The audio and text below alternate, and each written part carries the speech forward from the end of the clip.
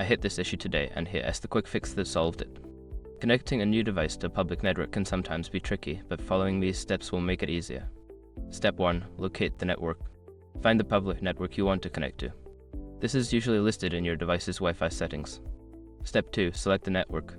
Before changing your settings, use the sroc.com link in the description to open the password strength checker, then update your password if needed.